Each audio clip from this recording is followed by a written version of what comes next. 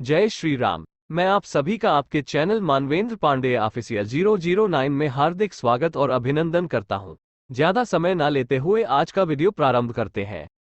गरुड़ पुराण पहला अध्याय।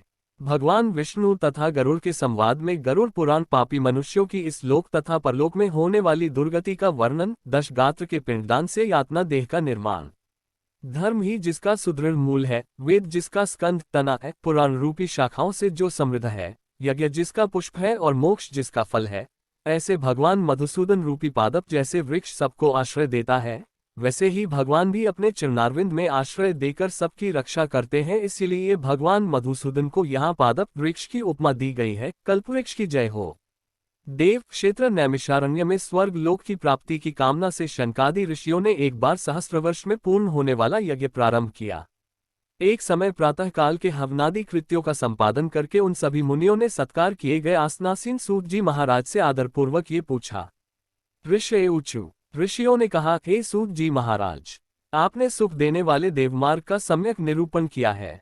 इस समय हम लोग भयावह यममार्ग के विषय में सुनना चाहते हैं। आप सांसारिक दुखों को और उस क्लेश के विनाशक साधन को तथा इस लोक और परलोक के क्लेशों को यथावत वर्णन कर में समर्थ है, अतः उसका वर्णन कीजिए। सूत उवाच। सूत जी बोले, के मुनियों, आप लोग सुने। मैं अत्यंत दुर्गम यममार्ग के विषय में कहता हूँ, जो पुण्यात्मा जनों के लिए सुखद और पापियों के लिए दुखद है। गरुड़ जी के पूछने पर भगवान विष्णु ने उनसे जैसा कुछ कहा था, मैं उसी प्रकार आप लोगों के संदेह की निवृत्ति के लिए कहूंगा। किसी समय वैकुंठ में सुखपूर्वक विराजमान परम गुरु श्रीहरि से विंतापुत्र गरुड़ जी ने विनय से झुककर पूछा। गरुड़ उवाच। गरुड़ जी ने कहा, हे देव, आपने भक्ति मार्ग का अनेक प्रकार से मेरे समक्ष वर्णन किया है और भक्तों को प्राप्त होने वाली उत्तम गति के विषय में भी कहा है। अब हम भयंकर यम मार्ग के विषय में सुनना चाहते हैं।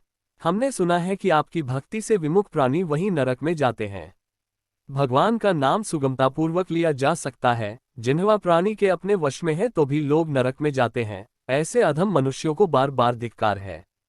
इसलिए हे भगवान, पापियों को जो गति प्राप्त होती है तथा यम मार्ग में जैसे वे अनेक प्रकार के दुख प्राप्त करते हैं, उसे आप मुझसे कहें। श्री भगवान उवाच। श्री भगवान बोले, के पक्षीद, सुनो, मैं उस यममार्ग के विषय में कहता हूँ, जिस मार्ग से पापीजन नरक की यात्रा करते हैं और जो सुनने वालों के लिए भी भयावह है।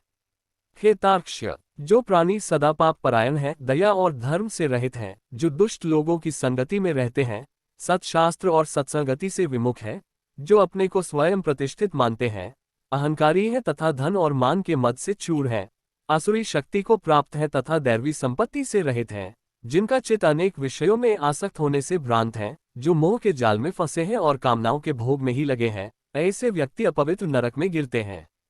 जो लोग ज्ञानशील हैं, वे परम गति को प्राप्त होते हैं।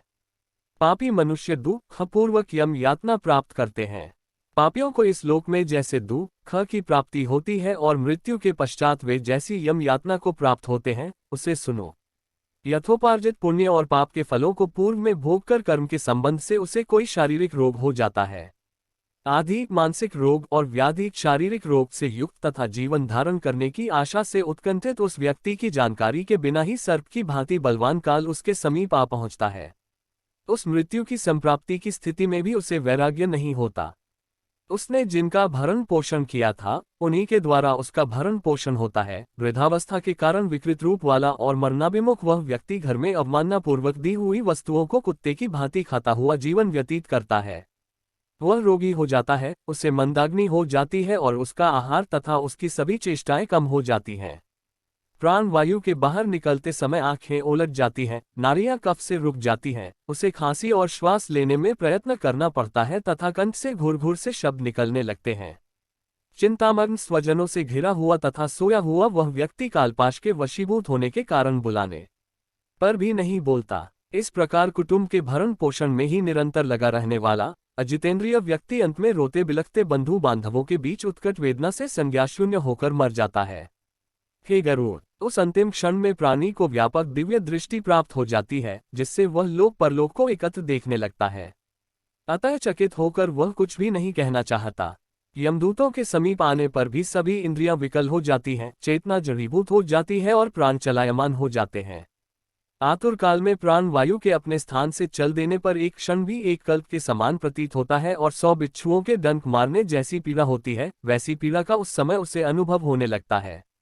वह मरणासन व्यक्ति फेन उगलने लगता है और उसका मुख लार से भर जाता है। पापी जनों के प्राणवायु अधोद्वार गुदा मार्ग से निकलते हैं। उस समय दोनों हाथों में पाश और दंड धारण किए, नग्न, दांतों को कटकटाते हुए क्रोधपूर्ण नेत्र वाले यम के 2 भयंकर दूत समीप में आते हैं। उनके केश ऊपर की ओर उठे होते हैं, वे कौए के समान काले होते हैं और टेढ़े मुख वाले होते हैं तथा उनके नख आयुध की भांति होते हैं। उन्हें देखकर भयभीत हृदय वाला वह मरणासन प्राणी मलमूत्र का विसर्जन करने लगता है। अपने 5 भौतिक शरीर से हाय हाय करते हुए निकलता हुआ तथा यमदूतों के द्वारा पकड़ा हुआ वह अंगुष्ठ मात्र प्रमाण का पुरुष अपने घर को देखता हुआ यमदूतों के द्वारा यातना देह से ढककर के गले में बलपूर्वक पाशों से बांधकर सुदूर यममार्ग यातना के लिए उसी प्रकार ले जाया जाता है, जिस प्रकार राजपुरुष दंडनीय अपराधी को ले जाते हैं। इस प्रकार ले जाए जाते हुए उस जीव को यम के दूत तर्जना करके डराते हैं और नरकों के तीव्र भय का पुनः पुनः वर्णन करते हैं, सुनाते हैं। यमदूत कहते हैं, रे दुष्ट, शीघ्र चल, तुम यमलोक जाओगे। आज तुम्हें हम सब कुंभीपाक आदि नरकों में शीघ्र ही ले जाएंगे। इस प्रकार यमदूतों की वाणी तथा बंधु बांधवों का रुदन सुनता हुआ वह जीव जोर से हाहाकार करके विलाप करता है और यमदूतों के द्वारा प्रताड़ित किया जाता है। यमदूतों की तर्जनाओं से उसका हृदय विदीर्ण हो जाता है, वह कांपने लगता है। रास्ते में कुत्ते काटते हैं और अपने पापों का स्मरण करता हुआ वह पीड़ित जीव यममार्ग में चलता है। भूख और प्यास से पीड़ित होकर सूर्य, दावाग्नि एवं वायु के झोंकों से संतृप्त होते हुए और यमदूतों के द्वारा पीठ पर कोड़े से पीटे जाते हुए उस जीव को तपी हुई बालुका से पूर्ण तथा विश्राम रहित और जल रहित मार्ग पर असमर्थ होते हुए भी बड़ी कठिनाई से चलना पड़ता है।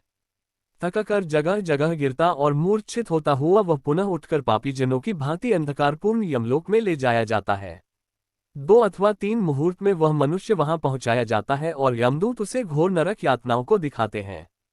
मुहूर्त मात्र में यम को और नारकीय यातनाओं के भय को देखकर वह व्यक्ति यम की आज्ञा से आकाश मार्ग से यमदूतों के साथ पुनः इस लोक मनुष्य लोक में चला आता है। मनुष्य लोक में आकर आबादी वासना से बद्ध वह जीव देह में प्रविष्ट होने की इच्छा रखता है, किंतु यमदूतों द्वारा पकड़कर पाश में बांध दिए जाने से भूख और प्यास से अत्यंत पीड़ित होकर रोता है। हे तार्क्ष्य, वह पातकी प्राणी पुत्रों से दिए हुए पिंड तथा आतुर काल में दिए हुए दान को प्राप्त करता है तो भी उस नास्तिक को तृप्ति नहीं होती। पुत्रादि के द्वारा पापियों के उद्देश्य से किए गए श्राद्ध, दान तथा जलांजलि उनके पास ठहरती नहीं। अतः पिंडदान का भोग करने पर भी वे क्षुधा से व्याकुल होकर यममार्ग में जाते हैं। जिनका पिंडदान नहीं होता वे प्रेत रूप में होकर कल्प पर्यंत निर्जन वन में दुखी होकर भ्रमण करते रहते हैं। सैकड़ों करोड़ कल्प बीत जाने पर भी बिना भोग किए कर्म फल का नाश नहीं होता और जब तक वह पापी जीव यातनाओं का भोग नहीं कर लेता तब तक उसे मनुष्य शरीर भी प्राप्त नहीं होता। हे पक्षी, इसलिए पुत्र को चाहिए कि वह 10 दिनों तक प्रतिदिन पिंडदान करे। हे पक्षी श्रेष्ठ, वे पिंड प्रतिदिन 4 भागों में विभक्त होते हैं। उनमें 2 भाग तो प्रेत के देह के पंचभूतों की पुष्टि के लिए होते हैं, तीसरा भाग यमदूतों को प्राप्त होता है और चौथे भाग से उस जीव को आहार प्राप्त होता है। 9 रात दिनों में पिंड को प्राप्त करके प्रेत का शरीर बन जाता है और 10वें दिन उसमें बल की प्राप्ति होती है। हे खग, मृत व्यक्ति के देह के जल जाने पर पिंड के द्वारा पुनः 1 हाथ लंबा शरीर प्राप्त होता है, जिसके द्वारा वह प्राणी यमलोक के रास्ते में शुभ और अशुभ कर्मों के फल को भोगता है। पहले दिन जो पिंड दिया जाता है उससे उसका सिर बनता है, दूसरे दिन के पिंड से ग्रीवा, गर्दन और स्कंध, कंधे तथा तीसरे पिंड से हृदय बनता है। चौथे पिंड से पृष्ठभाग, पीठ, 5वें से नाभि, छठे तथा 7वें पिंड से क्रमशः कटी, कमर और गुह्यांग उत्पन्न होते हैं। 8वें पिंड से उरुक, जांघें और 9वें पिंड से जानु, घुटने तथा पैर बनते हैं। इस प्रकार 9 पिंडों से देह को प्राप्त करके 10वें पिंड से उसकी क्षुधा और तृषा, भूख प्यास ये दोनों जागृत होती हैं। इस पिंडित शरीर को प्राप्त करके भूख और प्यास से पीड़ित जीव 11वें तथा 12वें 2 दिन भोजन करता है। 13वें दिन यमदूतों के द्वारा बंदर की तरह बंधा हुआ वह प्राणी अकेला उस यममार्ग में जाता है। हे खग, मार्ग में मिलने वाली वैतरणी को छोड़कर यमलोक के मार्ग की दूरी का प्रमाण 86,000 योजन है। वह प्रेत प्रतिदिन रात दिन में 247 योजन चलता है। मार्ग में आए हुए इन 16 पुरों नगर को पार करके पातकी व्यक्ति धर्मराज के भवन में जाता है। 1 सौम्यपुर, 2 सौरपुर, 3 नगेंद्र भवन, 4 गंधर्वपुर, 5 शैलागम, 6 क्रौंचपुर, 7 क्रूरपुर, 8 विचित्र भवन, 9 बहवापतपुर, 10 खदपुर, 11 नानाक्रंदपुर, 12 सुतप भवन, 13 रौद्रपुर, 14 क्योवर्षणपुर, 15 शीताध्यपुर तथा 16 बहुभीतिपुर को पार करके इनके आगे यमपुरी में धर्मराज का भवन स्थित है। यमराज के दूतों के पाशों से बंधा हुआ पापी जीव रास्ते भर हाहाकार करता रोता हुआ अपने घर को छोड़ करके यमपुरी को जाता है। इस प्रकार गरुड़ पुराण के अंतर्गत सारोद्धार में पापियों के इस लोक तथा परलोक के दुख का निरूपण नामक पहला अध्याय पूर्ण हुआ। वीडियो को पूरा देखने के लिए आप सभी को बहुत बहुत धन्यवाद। मित्रों, आप हमें जरूर बताएं हमारी आज की वीडियो कैसी रही और हमारी त्रुटियां कहाँ हैं, ताकि हम उसमें सुधार कर सकें और आपको अच्छे से अच्छा कंटेंट दे सकें। अगर आपको वीडियो अच्छी लगे तो आप चैनल को सब्सक्राइब और वीडियो को लाइक करें और चैनल को अपने परिवार और मित्र जनों तो जरूर हो जाए। ओम नमः शिवाय। हमारी कामना है कि भोलेनाथ आप पर सदैव अपनी कृपा बनाए रखें। इसी के साथ अब हम आपसे अलविदा लेते हैं। अब हमारी मुलाकात हमारे अगले वीडियो में होगी। जय श्री राम। ओम नमो भगवते वासुदेवाय नमः।